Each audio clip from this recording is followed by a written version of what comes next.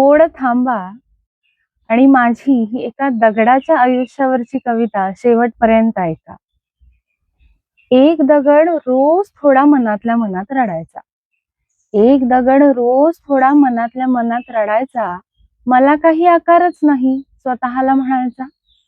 शतकानुशतके ऊन, वारा, पाऊस, थंडी झेलत होता.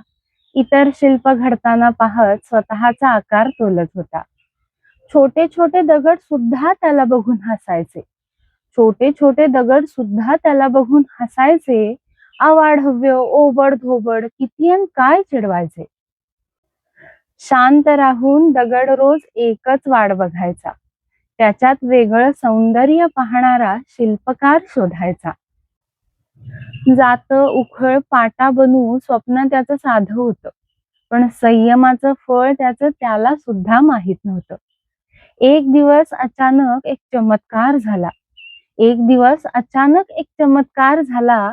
देवाच्या मूर्तीसाठी हा जुना दगड निवडला. घाव बसले, तुकडे पडले, पण दगड काही रडला नाही. घाव बसले, तुकडे पडले, पण दगड काही रडला नाही. रूप पालटल्यावर हसणाऱ्यांना काही काही बोलला नाही.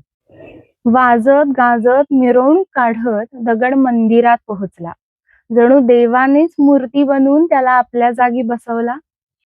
दगडाला आता हार, फुलं मिळतात, रोज अभिषेक होतो. दगडाला आता हार, फुलं मिळतात, रोज अभिषेक होतो.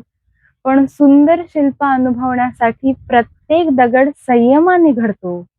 सुंदर शिल्प अनुभवण्यासाठी प्रत्येक दगड संयमाने घडतो. धन्यवाद.